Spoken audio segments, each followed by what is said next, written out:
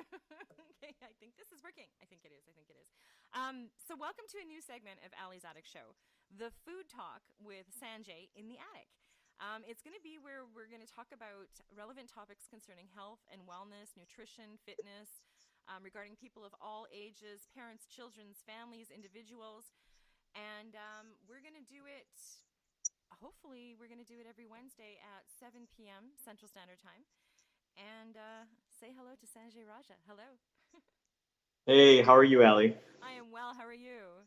Doing well. Thank you so much for putting this together. I'm excited to work with you again because our last conversation was a lot of fun. Yeah, it was. I had so much fun. You're, no wonder you were around speaking everywhere. You're an excellent speaker. Okay, so Sanjay, first off, everybody, if you want to listen to my interview with Sanjay, which was about a month ago, I guess, Yeah, yeah. it's on my. All you're getting is a replay of the fifth. Okay, hang on a second. Let's just stop for a sec. Hmm. No, no. Feels lonely in here. Be the first to say. Hang on a second. I just want to make sure this is working because Rain went in here and said that it's not. No, it's live. It's live right now. It's showing that it's live, so I'm going to keep going. So yeah, anyways, this is our trial run, everyone. So if you hear me doing stuff like that, please bear with me because I just want to make sure this is working properly.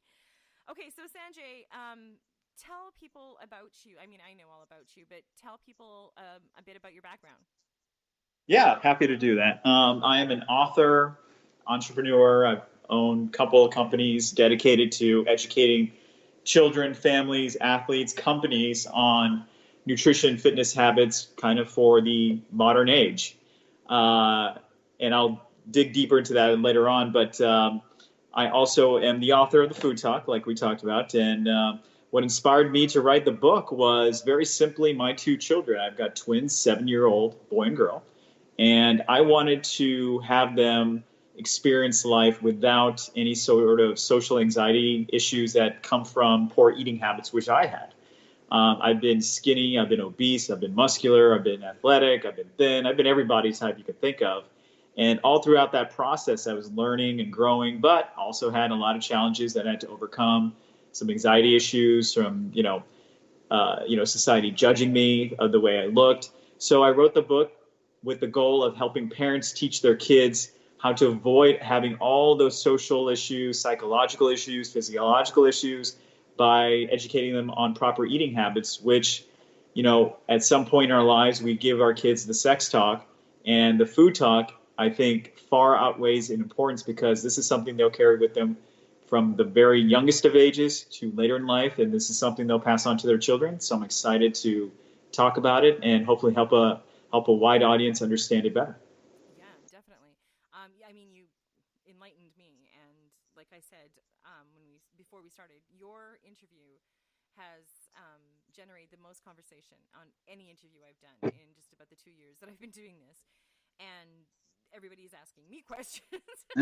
So I kept saying, "Well, go read it, go read the book," or Yeah, yeah. now everybody knows that we're doing this. Now we're going to hopefully do this every Wednesday. We're going to have different topics. Make sure you're following all our social media because we'll be talking about what we're going to be talking about. So the question I get asked the most is, are we feeding our kids wrong? Well, that's a loaded question, but to be honest, I would say that most people are taking the path of least resistance when it comes to feeding their children. So, by that I mean they want to make sure their children eat. And I believe that most parents, if not all, have their best, the children's best interests at heart. And what I see happening through clients, through keynote speeches I've done and met with all these different people across the country and the world, is that they say, my kid doesn't eat this. My child is a picky eater. My child does that. And my simple response to that is children observe and you are the leader. So if you're the leader, you have to lead by example. Yeah, And definitely. that is a tough thing to do, especially with life being so busy because life gets in the way of everything we do. But feeding our kids, feeding ourselves, proper nutrition habits, taking care of ourselves is an integral part of us being successful in life and more importantly, teaching our children how to adopt really healthy practices to make them successful in every stage of their life. So the long answer I'm kind of giving you is, are we feeding our children wrong? Well, I think it's a lack of information. I think it's a lack of understanding. I think we are trying to love our children.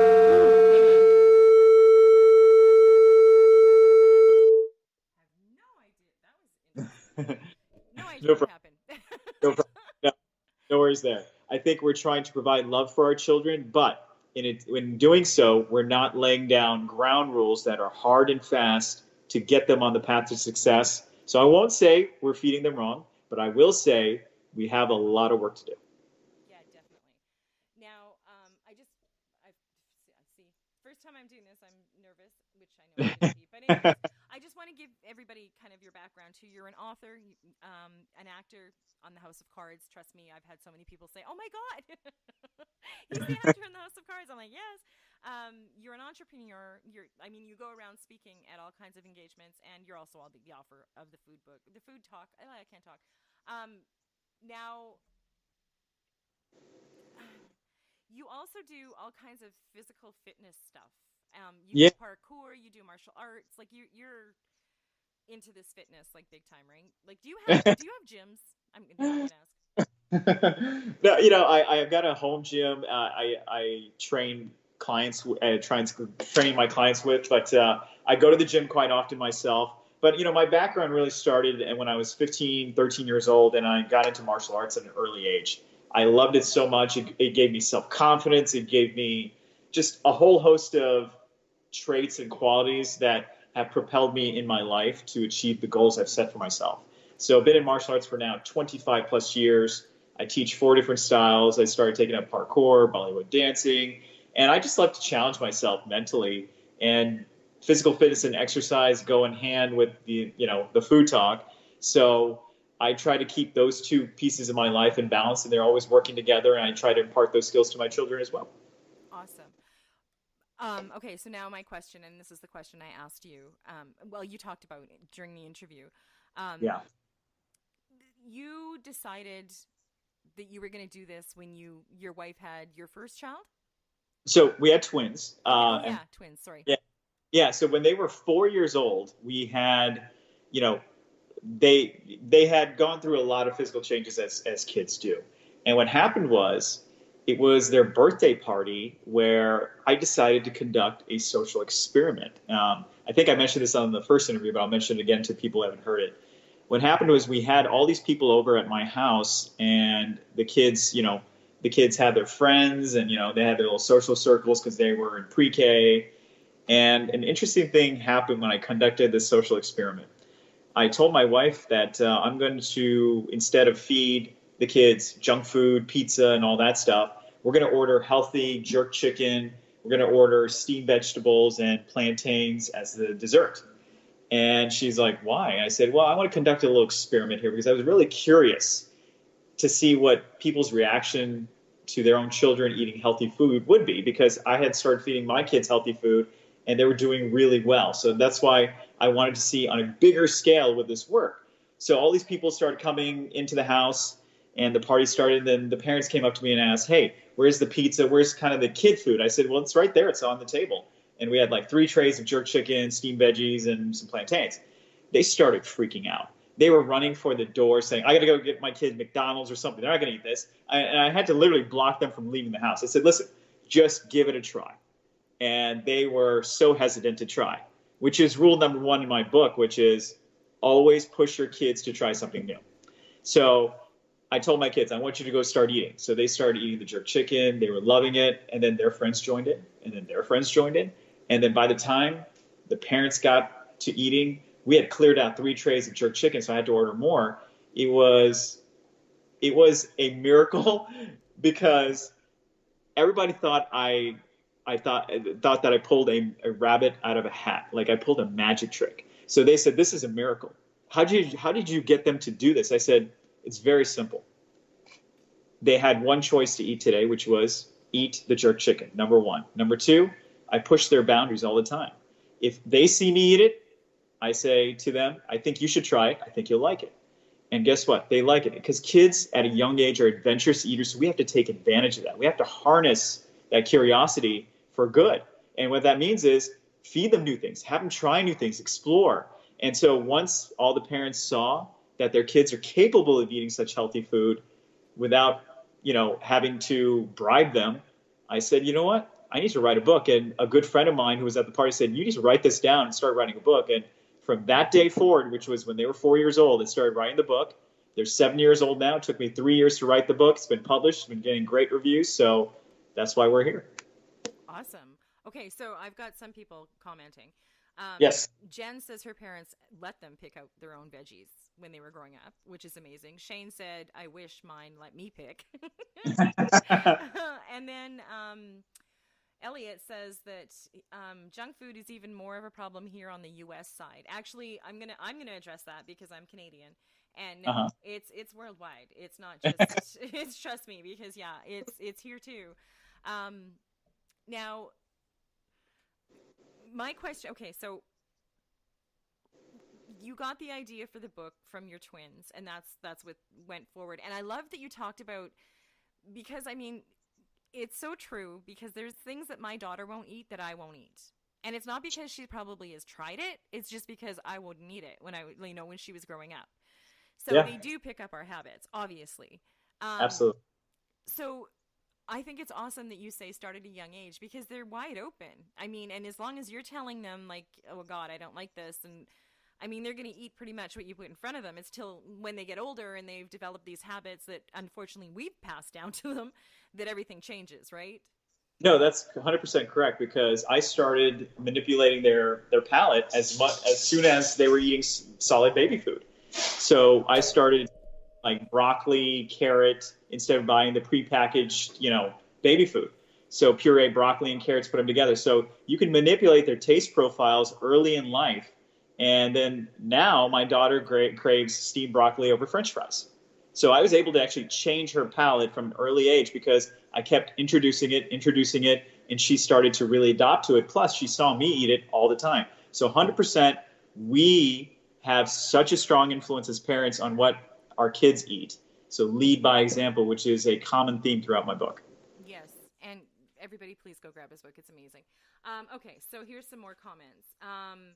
I've been getting into a habit of eating a salad for dinner whenever I could, which is good. Okay, so Maggie says, don't you think that instead of pre-made home meals, pre-made meals, homemade are safer and healthier? Well, yeah. Well, yeah. No, to address Maggie's question, I agree that, homemade meals are better. The reason why homemade meals are better is, for me personally, I'm a control freak, meaning I want to know what's going into my food. I want to know how much salt is added. I want to know how much spices are added, because I can control all those things. So there's no surprises. And being somebody who very much is regimented in his diet, I know when I eat a certain type of food, how I'm going to react, my body's going to react. So prepackaged meals typically contain 3 commonalities. Number 1, they're loaded with sodium because they need to be preserved for a longer shelf life. Number 2, if you look at the ingredients list, if you see more than 6 or 7 ingredients that you can't pronounce, that's a problem, because those are chemicals, those are not natural substances that are present in those meals to increase shelf life, like I just said in the first point. And third, prepackaged meals are a matter of convenience. So what did we talk about? Most parents, most people take the path of least resistance, meaning the least amount of time I got to put into making the meal, the better it is for me. Well, guess what? I preach in the book, I preach to all my clients, I preach to everybody I've spoken to, take the path of most resistance, meaning cook for yourself, cook for your family, push the boundaries of your children by feeding them vegetables. They're going to turn them down, but you keep reintroducing them, they're going to gravitate. But if you basically take the path of most resistance early on, you will have a huge reward waiting for you throughout their life, meaning you can travel with them, drop them in any culture, they'll eat anything. You can take them to a restaurant, they'll eat anything. And you'll never have to deal with the dreaded fussy eater, which is something that doesn't exist. Parents create the fussy eater. Definitely. Okay, so is sativa better than regular artificial sweetener? I don't know. So I think she's talking about stevia. Oh, Yeah. stevia. Yeah.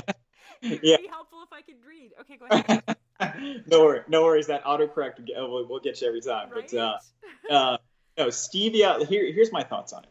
So stevia is derived from plants, but there's a couple problems with it.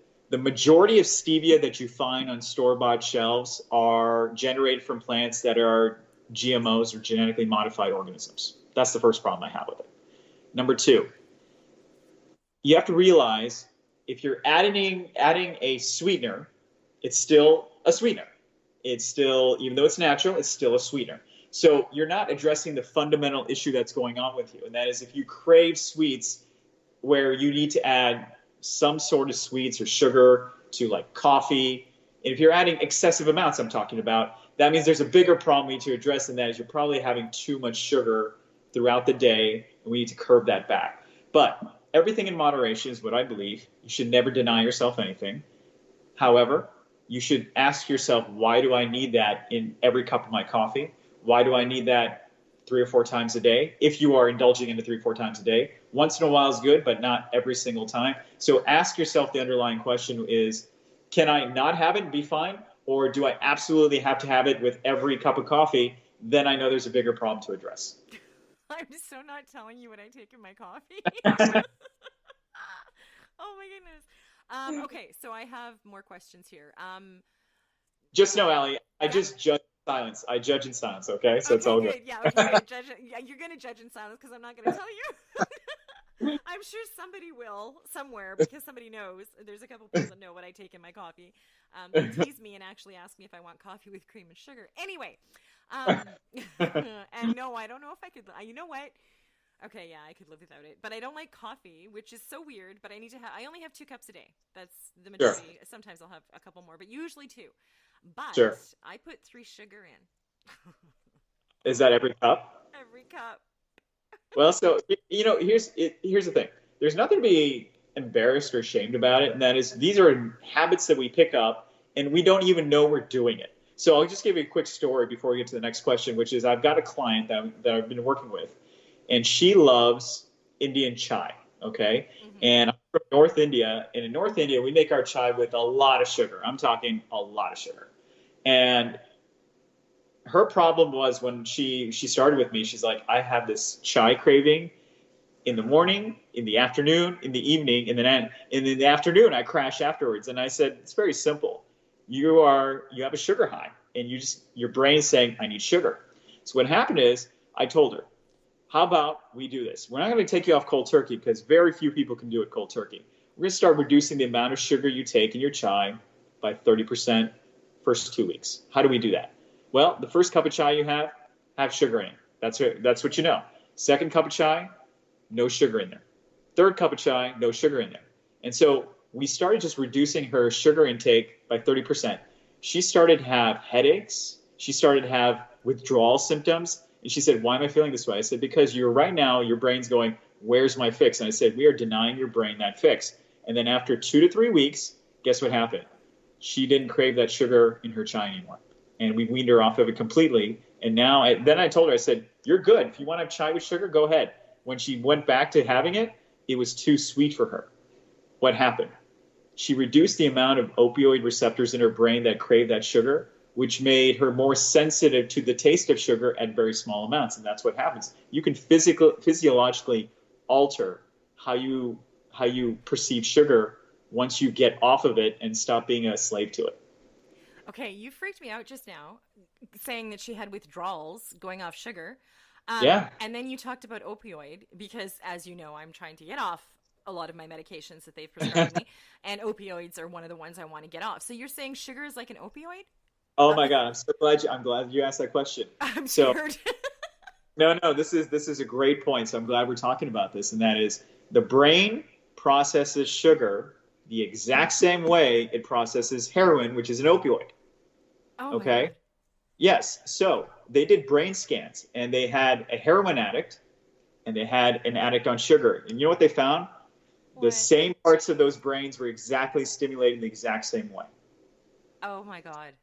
So we call sugar receptors opioid receptors because it affects the exact same spot, the pleasure center of the brain. So what happens is, just like heroin, when you consume sugar, the more you consume, the more receptors you gain in your brain over time, which means you need twice the amount of sugar to get the same feeling once you're addicted, just like a heroin addict. Oh my God. And guess what? Sugar addiction is actually a lot harder to get off than heroin addiction is what's coming. Okay, well now I'm like, okay, I'm getting off, and now I'm like scared. Okay, so do it like you would, I guess, wean somebody off of heroin just gradually, like you were talking about your friend. Yeah, right? Yeah, okay. exactly. Basically in basically detoxification clinics, they gradually wean people off of heroin through a series of drugs and reducing the amount they take, just like sugar. I tell my clients that I work with via, in person or through Skype, I tell them very simply, I say, what we're going to do is we're going to put you on a plan to reduce your intake of heroin slowly over time. How fast you want to go is up to you, but I'm going to give you the algorithm to follow, and you will start tasting sugar different because it's going to taste sweeter with a less amount because you're removing those receptors in your brain slowly. Wow. Okay, well, I'm going to be a guinea pig, guys, because now I'm freaked out. Okay, so here's some questions. Okay, so Jan, you want to know, changing, I guess, diets to being more healthy, does it affect food allergies? So that's a great question. Now, I'd have to know kind of what kind of diet she's on now, right now. Is she a vegan? Is she vegetarian? Is she a meat eater? So I would have to kind of know a little bit of background information. But if we were to generalize, let's say we had somebody who is a vegetarian, for example. And I've got a lot of vegetarian clients because a lot of my clients are East Indian. And the main problem with vegetarians, especially clients from India, is the lack of protein in their diet. And the number one question I get is, I don't know where to get my protein. There's only so many nuts you can eat in a day. There's only so many beans you can eat in a day.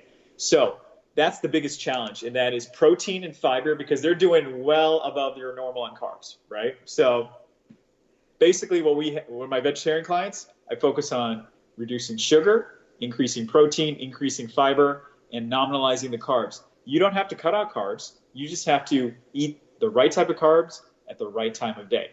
So if you have food allergies, I'm going to tell you something. It's a very slippery slope, okay? Because I'll give you a little bit of background.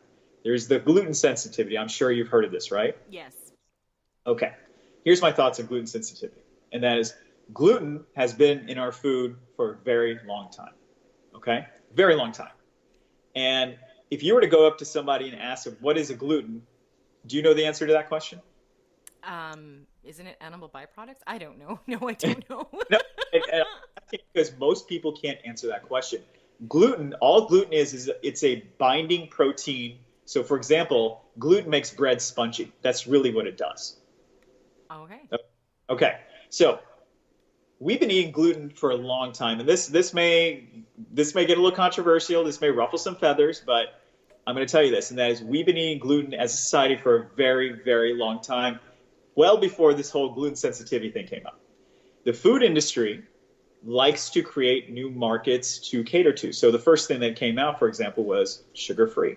Then came out fat-free. Then came out organic. Then came out GMO. Then came out all these different ways to sell you the same food, but price it even higher. And then gluten-free, they hit a gold mine. My God, did they hit a gold mine with that one. Now, do I believe some people are sensitive to certain food allergies? Absolutely, I believe it. But we've been eating glutens for a very, very long time, which means, what do you think it is that is causing the sensitivity? Could it be the gluten, or is it the chemicals in the bread or whatever it is to extend the shelf life? I tend to think chemicals that are not found naturally in wheat, that, we process wheat so much. We add niacin, riboflavin. We add all these things to make it healthy when it's already naturally pretty healthy to extend shelf life. My thought is that's where the reactions are coming from. I'm going to agree with you because I never really thought of it that way. And you're right. I mean, everybody's been eating gluten for forever. And as soon as they start talking about, gluten, And then, yeah, people jumped on the bandwagon. Wow. If you go to India, if you go to Europe, okay, for example, they make fresh bread every morning. I was in France for about 2 months when I was a kid. We had fresh bread every morning. You go to the market, they had fresh bread there. At the end of the day, the bread goes bad. You know why? Because there's nothing in that bread to extend the shelf life. They had to be sold that day. I grew up in India. We made bread every morning. And guess what? You don't buy that kind of bread on store shelves typically. Every home makes it because it goes bad at the end of the day for a reason. There's nothing unnatural within the ingredients of that bread. Wow. Okay, so I know Jen is allergic to latex, and she's saying, because she's been breaking out and she's not sure why, she's read that some foods have the same protein that make up natural latex, and she recently had interactions from bananas and avocados. Okay. I have not read that before, but, certain allergies I'm not familiar with. So what exactly is your question about that? So do some foods have natural latex in them? I'm sure they do. I'm sure they do have some natural kind of, derivative of latex in them. So obviously it's best to avoid them, but it's very hard to tell which foods would have it because typically when you look at foods and packaging and warning, that's one of those warnings you'll never see on food saying, be careful if you have a latex allergy to this food. And I'm not trying to light of it, but it's just not a common allergy. That's why it'd be hard to determine which foods have it and which don't. Okay. Yeah, she's having a problem with bananas and avocados. Okay, so I'm gonna address this because it was one of the questions that popped into my head. So Shane says he's a truck driver and he needs to eat healthy, but his problem is making something fast. And I think that's all of us. I mean, I love cooking, so Sure. I love cooking. But there's a lot of people, families nowadays, both parents work, everybody's got a busy lifestyle. So how do you carve out this time to make the food? You know what I mean? One of the biggest things I do ever since I started my journey to being healthier and taking control of my health is meal prep. Meal prepping is so essential to the way I live. I travel quite a bit on the road for speaking engagements, for last-minute acting jobs, for all these things I do. So I meal prep on the weekends. That's one of the easiest ways to make sure that you're going to eat clean, that you know what you're eating, and that there are no surprises in your diet. So what I'll do, for example, is I had to take a flight to Las Vegas last Friday for a speaking event that I was doing. Mm-hmm. So on Thursday night, I meal prep my breakfast. I don't eat breakfast on the plane. I don't eat breakfast at the airport. It's disgusting. You can't even call it breakfast. So what I did is the night before, I made myself an omelet sandwich. And this is a recipe I've got in my book that people love. All I did was take an English muffin in the morning, and basically I just kept it in the refrigerator. But the night before, I made an omelet. And that omelet used probably about 4 or 5 eggs, put some spices in there, and then I put it in the refrigerator. So then the next morning, I heated up the omelet in a toaster oven. I toasted my English muffin in the toaster oven as well. I put a little bit of almond butter, put the omelet on top, put a thin slice of cheese. I had a breakfast sandwich ready to go in less than 5 minutes, and it was fabulous, and everybody on the plane was jealous. I would be too. My mom did that when she was working. She would make meals. Sunday was the day she cooked them, put them in the freezer. My mom. No, that's meal prepping is so key, especially if you're a busy professional, if you're on the road a lot, if you've got kids. I buy my groceries on the weekends. I meal prep. I make 3 or 4 meals over the weekend. And guess what? My meals are done. Breakfast, lunch, and dinner. Breakfast is pretty easy. Lunch and dinner is packed and ready to go if I got to travel. But the kids, dinner is always ready. We don't have to worry about what we're going to eat tonight and go out to any sort of restaurant because I can't think of anything to cook. Meal prep, because that is the most important thing you can do. Yes, definitely. Okay. So Elliot's question is, where is the real food warnings? Like, how do we know what's in our food if they're not putting it? Because Maggie is saying that the latex allergy is growing and that it should be on all packaging. Obviously, it's not. So how do you find out? So, you have to take food packaging with a grain of salt, okay? So Here's the problem in our society right now, especially in the United States, and that is we are not close to our food. Okay, and I talk about this all the time. When you go to Europe, when you go to different countries, the whole farm to table experience, that's a life they live every day. Meaning, they go to the market, a market that's open. These vegetables were just harvested within a day or two, and then they pick out the fresh vegetables, they take it home, they cook it, they eat it that same day. That's Europe and pretty much the rest of the world. Wow. Here's how we do it in the United States. We go to work, we come home, we look in the fridge, we panic, we're going, oh my God, we don't have anything to eat. Run to the grocery store and say, all right, I need to get this, this, and this real quick. I'm going to put this together, make a salad. And we're in a mad rush to just try and eat something healthy that we can make. And what we don't realize is that our food has been processed through several layers. By the time it was picked from a farm, by the time it gets to your grocery store shelf, it's been sitting in a warehouse for God knows how long. I can tell you with eggs, on average, eggs that you buy in the grocery store, on average, have been sitting in a warehouse on a giant pallet for roughly 4 to 5 weeks, if not more.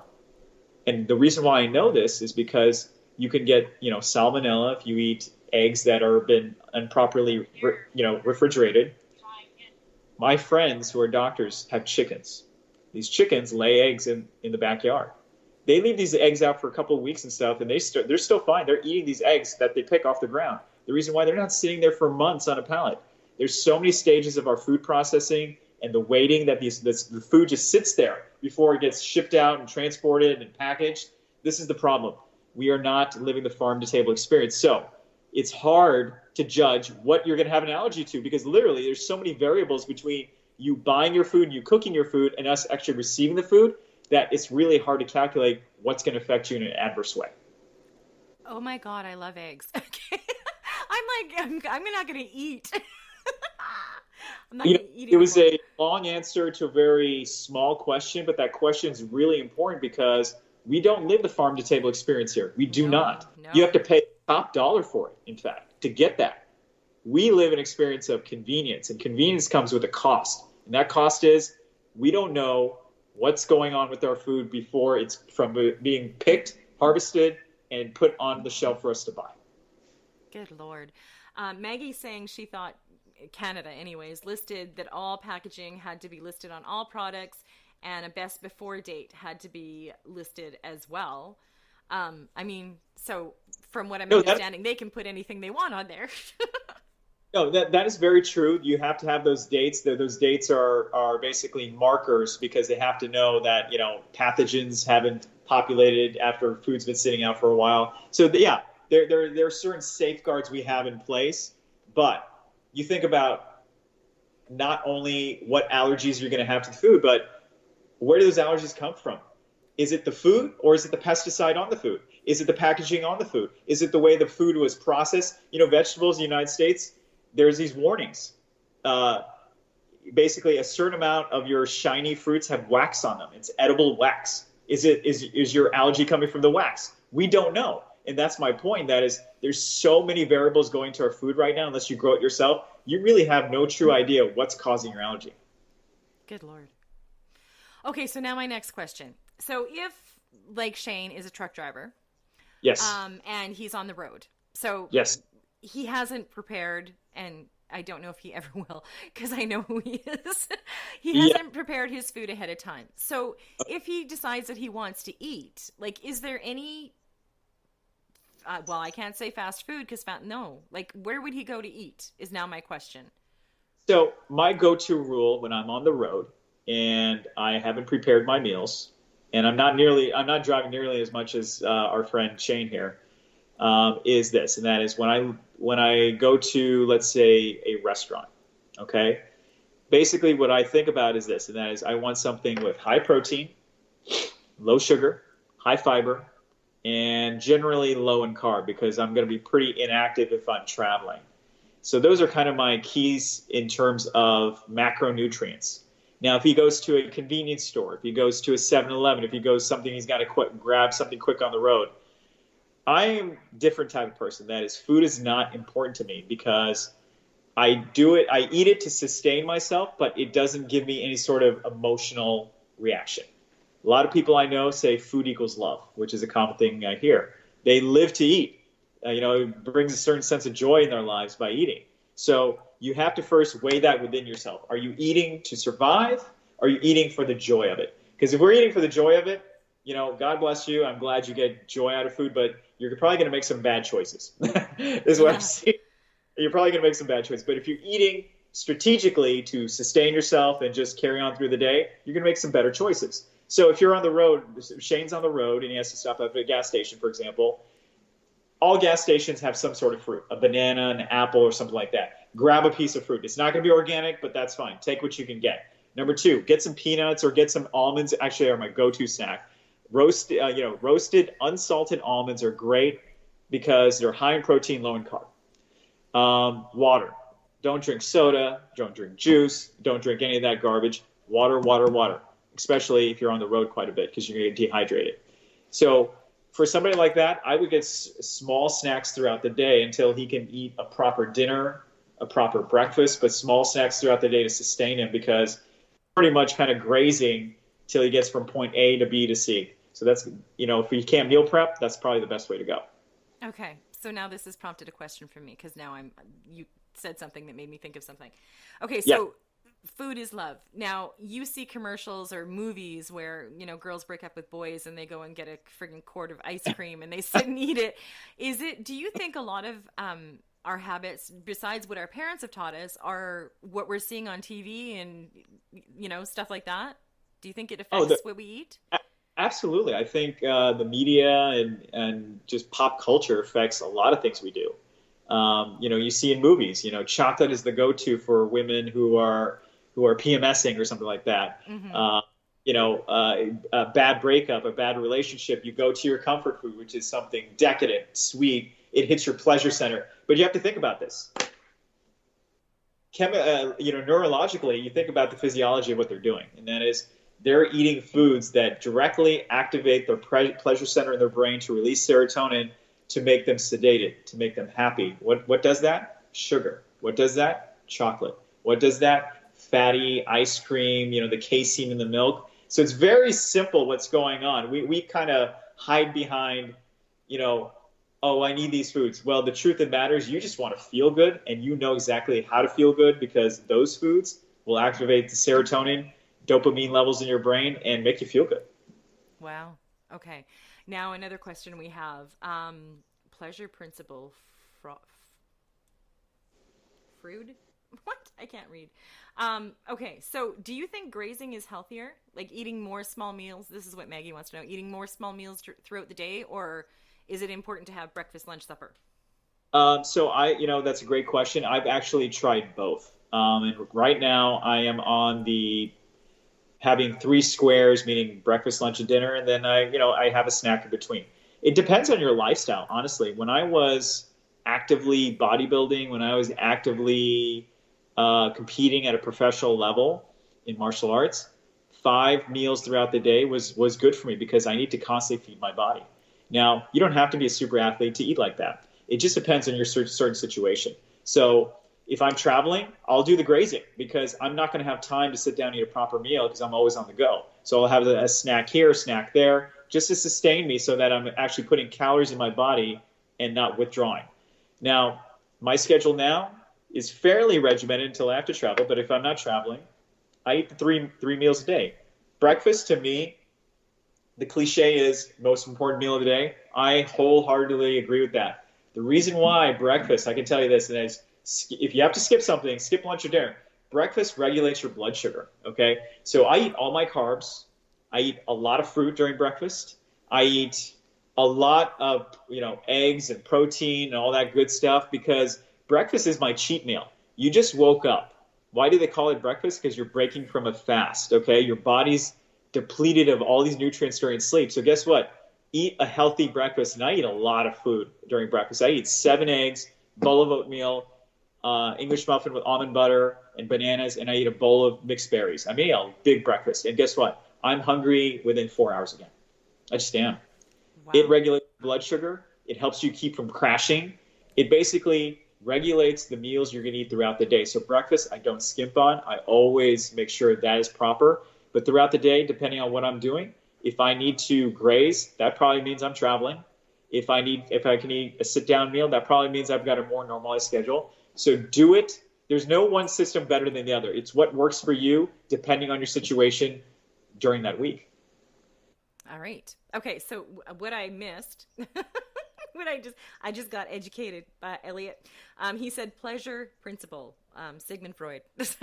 I didn't get it right. So yes. Yeah. Can he be your life coach? Okay, he needs to be my life coach. Okay, so I'm going to tell you because somebody's going to tell you somewhere down the road, trust me. This is how I eat. He's going to fall over you guys. I don't eat breakfast ever. I cannot eat breakfast. I do not know why. I just cannot. If somebody puts something in front of me, I might eat it. Okay. I don't eat lunch. Wow. All I eat is supper. And then I'll have supper, and then I'll have something else. So I'm basically on 2 meals a day. Now, I've lost over 200 pounds, so it's not affecting, it's affecting my health, I'm sure. But, I mean, now I've got RA, as you know. So how do I get myself, like that? So, that's not good, right? Let's backtrack a little bit. So I get a little kind of history on this thing. When did you start doing this? To lose weight? You know what? I honestly started doing it when they started medicating me. I mean, now I'm going off of the meds, but I'm not completely off. But I think, my mom's kind of the same way. I think it's kind of, maybe that's where like you're talking about, that's where I learned it from. Because, okay. I mean, now she eats breakfast, she eats lunch, she eats supper, because my stepdad has to. But, I mean, I grew up with her basically eating 1 meal a day. So okay. I don't know if that's where I get it from, but I don't get hungry is my thing. Like, I don't get hungry. It's weird. So a lot of, for example, I used to not eat breakfast myself either. I used to be like that. I mean, it seems like such a long time ago from where I am today. And I would drink maybe like a glass of juice and be good. And I thought, hey, I'm good to go. And then I'll just indulge in lunch and dinner. So a couple of things I realized were happening. Number one, a lot of things we do are psychosomatic. What that means is that our thoughts in our head affect our physiology. And so what that means to you and I is I was trying to lose a lot of weight in the past as well. And I just said, I'm going to skip breakfast and I'm just going to save it for lunch or dinner. And I had to change my thinking up because a couple of things. Number one, I was feeling very weak throughout the day. No surprise. I didn't have anything in my stomach. So anything I put in my stomach, my body would store because it did not know where it's going to get its next meal from. So the body wants to survive. And to do that, it needs calories. So if we're not eating breakfast early in the morning, for example, or it doesn't even have to be early in the morning, but just eating breakfast at a normal time, we are basically setting ourselves up for failure in a few ways. Number one, it's a calorie restrictive diet. Now, I'm the school of thought of restrict your calories throughout the day for lunch and dinner. Dinner is my smallest meal because I'm about to go to bed right after dinner. Breakfast is my biggest meal because I need the energy to sustain me throughout the day because there's a chance I may skip lunch. I don't know. It may happen. Mm-hmm. So for you specifically, Ali, I would say ask yourself the question, when did this start? Was it because the medications were affecting your diet? And if you're weaning yourself off those medications, here's where it's never too late. There's a section in the book about changing your diet from 8 months old to 80 years old. It's never too late. So what I would tell you to do is question why you're not eating breakfast. How does it make you feel? Is it truly how you feel? Is it the medication or is it just, hey, I just ate breakfast? Try to question those things. And then what I would do is for a week, have something small for breakfast. Have a bowl of cereal. That's more than you're eating now, and see how you feel. One of the things our bodies are great at is being kind of a testing center. And that is start testing to see what works, what doesn't work, tweak it a little bit here and there, and then you'll have your answers. But a lot of the stuff we do is what I like to call psychosomatic, which means we think it, therefore it is. So we just need to change the way we think, and therefore it will become the new way of what we want to feel and how we want to behave. Wow. Okay. I'm going to have to because, I get heck all the time. Um, oh, okay. So we'll talk about where we can get his book and everything at the end. Everybody's asking where to get your book. Yeah. Okay. Okay. No problem. Okay. So another question I had from Jen. Yes. She is a caregiver for her mom. Okay. Her mom is very sick, bedridden. She has a really, really hard time, and I mean this goes for kids, teens, adults. She has a hard time getting her to eat vegetables. Is there a way she can do it without her mom really kind of knowing that it's vegetables, or? Okay. So, her mom is not eating vegetables, or Yeah, she's like, because she feeds her, she looks after her. She's basically her caregiver 24/7, and she's having a hard time getting her to eat vegetables. okay, I got you. Okay. So this is a point of contention for me because my book, the premise of my book is based on the fact that we need to understand what we're doing and why we're doing it. So the book goes in direct conflict with a series of books that came out probably about 3 years ago. And there's one book by Jessica Seinfeld, and she gained popularity with this book because her premise is hide the vegetables from your children. And how does she do that? So she would make all these desserts, cookies, cakes, and sweets, and she would puree spinach, broccoli, cauliflower into the dessert. So kids would get their vegetables, they would never know it, and you know what? We can pat ourselves on the back as parents and go, we did our job. Well, that's incredibly the wrong method, okay? I mean, I can't disagree with that more because here's what you did. Down the road, your kids are going to be making their own choices. Did they know you pureed vegetables in their cookies, cakes, and desserts? No, they did not know that. They're going to be eating junk food because you set them up for failure now. So, in the question from this particular caller, I would say this. I always tell people, have a rainbow on your plate, okay? Having just broccoli on your plate is not very appealing to a lot of people. So what I do with my own kids, and in fact, my dad just celebrated his 69th birthday, and I made him this new dish where I take chicken and I take red peppers, green peppers, orange peppers, yellow peppers, and I grill them up and make like a kebab style dish. And he was amazed. It was colorful. It was bright. It was appealing to his eyes. I cut the veggies up in like colorful shapes and like cubes and triangles. So we are a creature of taste, texture, sight, and it appealed to him in all those varying levels. And as we get older, we become super picky about we become children again almost. It's crazy. As children, we're picky a little bit. As adults, we make these choices. Then as we grow older, we get set in our ways. So I can understand this problem. So what I would tell her to do is don't hide the vegetables, number one. Just prepare them in unique ways. Instead of feeding her cauliflower, feed her cauliflower mash. So instead of making mashed potatoes at home, we make mashed cauliflower. It tastes incredible. We put like Parmesan cheese in it. It's amazing. It tastes better than mashed potatoes. So get creative with your veggies. You don't have to feed them raw veggies. Just get creative. Instead of giving carrots, I make carrot soup sometimes. Broccoli, since my daughter loves it, I'll make healthy broccoli and cheese soup. Don't hide it. Just be creative with it. Okay. You're going to find out as we do this too along the way. Now you know my sugar thing and my eating habits. I'm learning a lot about you. I know. I'm gonna be your guinea pig. I don't eat. People tease the heck out of me because I am so picky, and it's not learned because my mom will eat stuff that I won't eat. My dad, my family. I am pathetic, and part of it, and I'm finding out because I'm getting a little more daring, is somebody will say, "Here, do you want to try some horseradish?" And I'm like, "No, I don't like it." Well, and you never. I've never even tasted it. So why am I doing that? Because and then I'll taste it and then I'll be like, oh my God, I do like that. So how did I get there? So you created, this is very interesting. Now, you told me a little bit background about your mother. So it kind of told me a lot about who you are in terms of your eating habits. Mm-hmm. Was your mom a very, I would say, boring eater? She'd eat the same type of things over and over? Actually, okay, I can answer that. She wasn't. My dad was, and we're not going to go into that because thank God they're no longer together.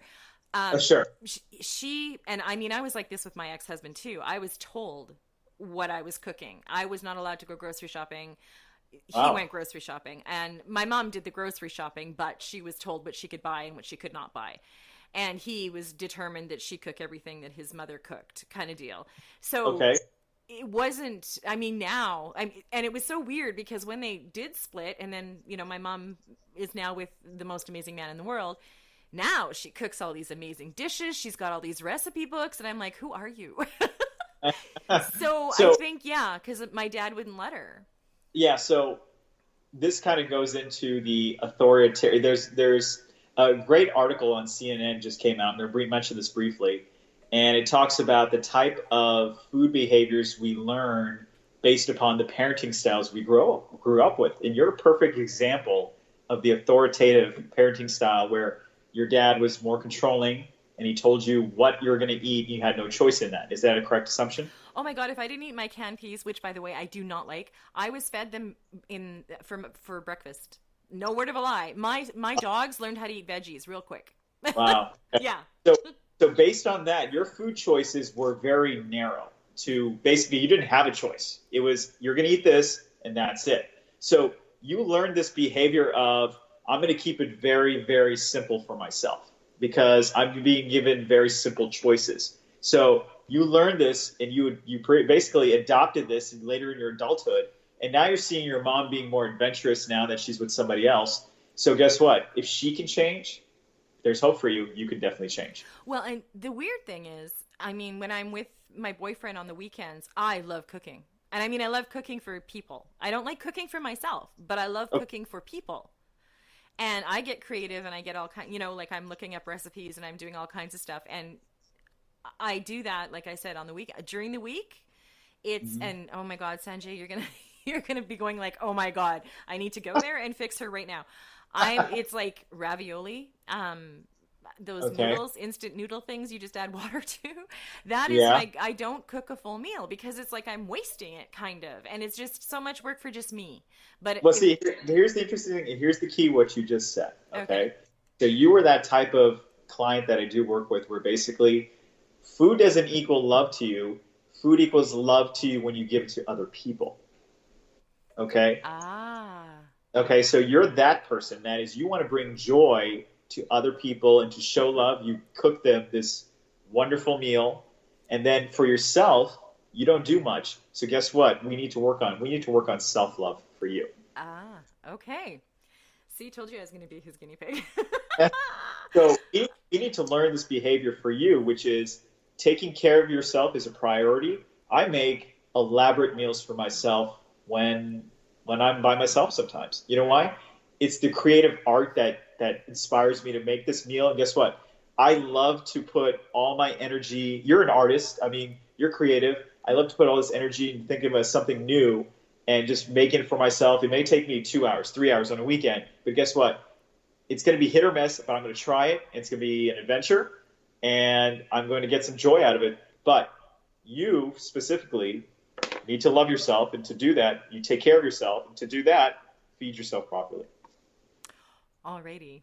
I've got people commenting on, are you not important enough to love? I just started a whole new dialogue. Okay, so I don't know if you know about pet foods at all, but I have a question saying Yeah. plant-based pet food. What brand is the best? I don't You know. know, honestly, that's a new arena for me. Now I've got two big dogs, which I love. They're my furry kids, in addition to my regular kids, and I try to do everything I can for them. So what I found is we've gone to a single ingredient type of dog food where it's grain free. It's a single ingredient protein source like fish, and they've been doing really well. They don't itch as much. Now, we haven't tried the plant-based dog foods. The reason being is that my dogs are basically very much creatures of habit. That is, if I introduce a new food, I don't know what's going to happen. They may puke it up and vomit it. They may have some skin allergies. I don't know. We Yeah. buy this one particular type of dog food because we know they're not going to have allergies. They're not going to scratch themselves up. They're not going to puke. So basically, I want to limit what sort of problems they have because I know how this dog food's going to, affect their system. Okay. Okay, so that's an arena, like he said, that's an arena that he has not really gone into. Okay, so I had this CNN article you were talking about. Yes. We talked about it before the interview. It hit on everything that you put in your book. So you're talking about there's 3 different types of, is it eaters? Yeah, so no, there's 3 different types of parenting styles when it comes to feeding your children. Okay. And it was really interesting. A friend of mine, actually my designer who designed the cover of my book, sent me this article last night. And I was so excited because when I read it, I was like, wow, this validated everything I've been saying and doing, because I know it to be true because I've done it for myself and I've done it for my clients. So real briefly, the CNN article said there's 3 types of parents when feeding your children. There's what's called the authoritative parent, which sounds like, Allie, you had an authoritative father. Yes. Basically, it was, this is what you're going to eat. There's no other choices. Either you eat it or you starve. That's it. So that's authoritative. Then there's the permissive and neglectful, which is basically, hey, eat whatever you want. I don't care. Have as many sweets as you want. I don't care. Here's some junk food. It'll appease you, make you happy. They really don't care what they're feeding their children. And it's a form of neglect because children will develop, obesity, whatever it may be. Then there's the third type of parenting, which is authoritative style within love, which is contained within love within limits. Now, let me explain what that means.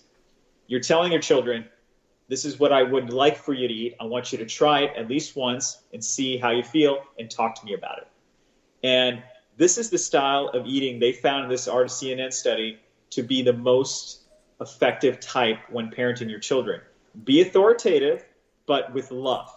So that means you lead by example, which is in the book. They actually quoted these words. You plan meals, which is in the book.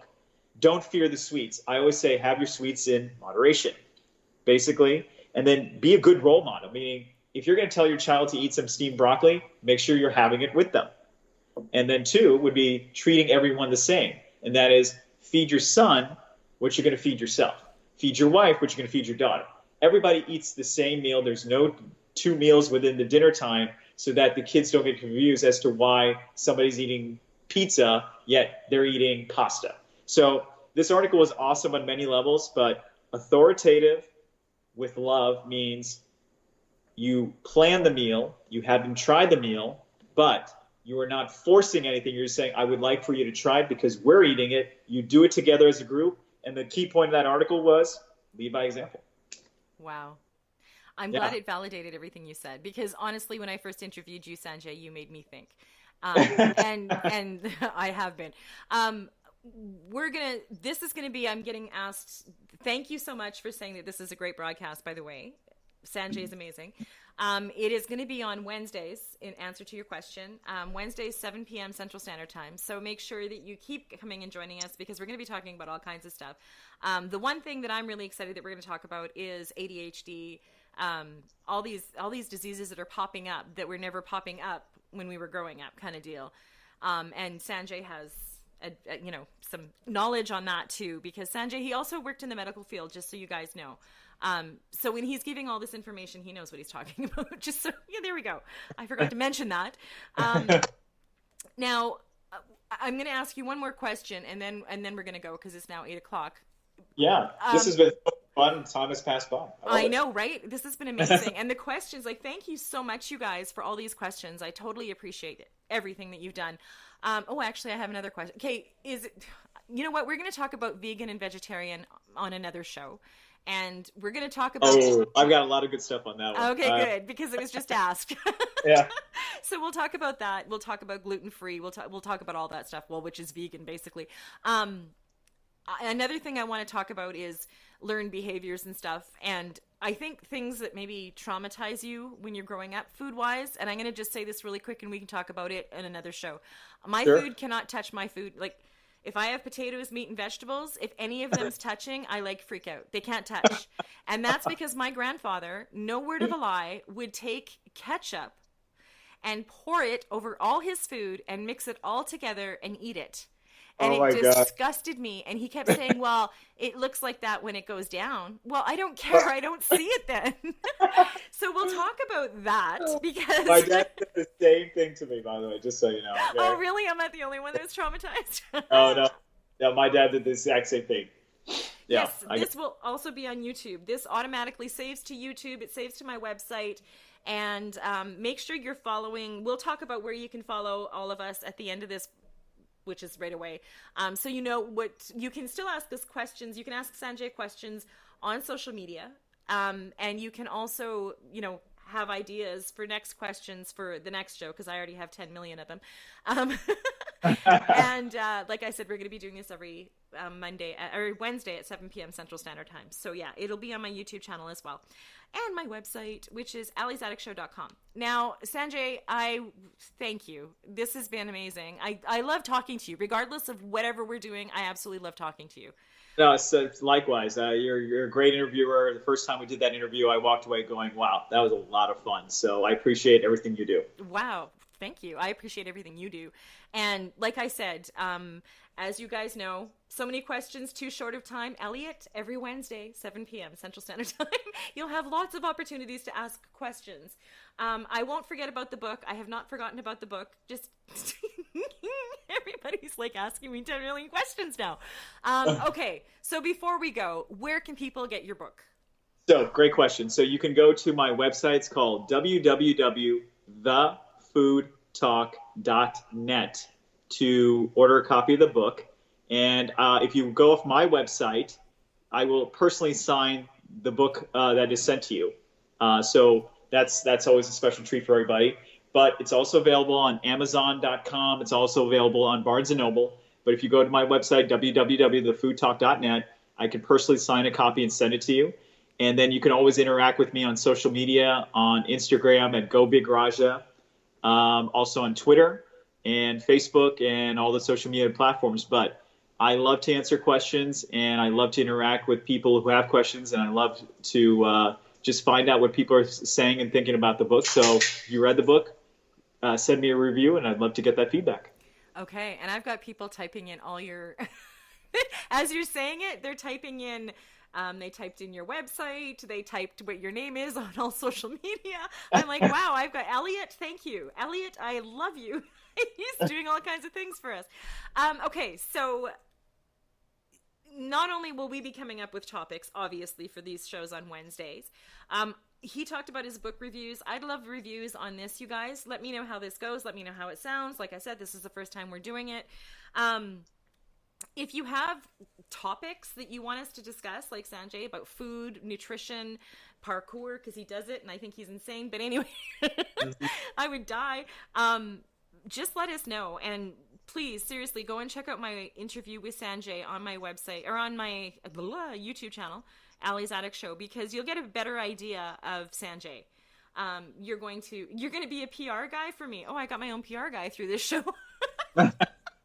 Anyway, so that's how you can get in touch with Sanjay. He's going to be on here every Wednesday, you guys, and I will do this live with you guys so that you guys can ask questions. And thank you, everybody, for coming into the chat on here and asking questions. I totally appreciate it.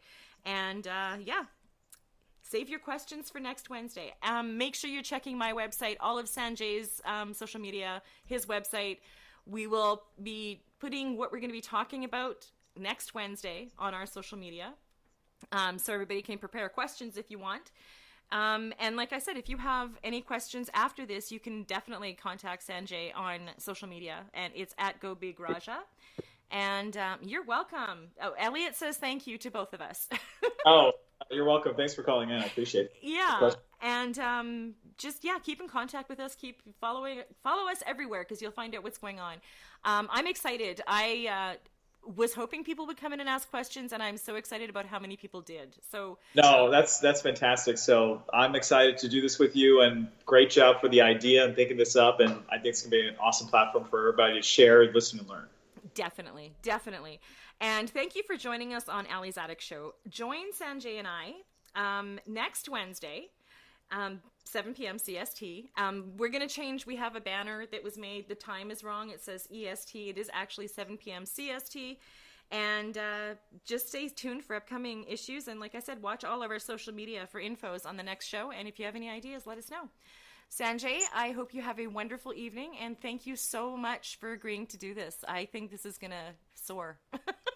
No, thank you again. And then, like I said, we'll keep working together. And if we can help people at the same time have some fun, I think we accomplish our mission. Yes, and there's going to be fun topics on here too, you guys. And Sanjay's book has recipes, by the way. I wanted to mention that. Yes, lots of recipes to make. You can make in less than an hour. There you go. Less than an hour. Okay, so yeah, we will talk to you next Wednesday. Thank you so much, sir. Thank you. And thank you for joining me, guys. We'll see you next Wednesday. Bye.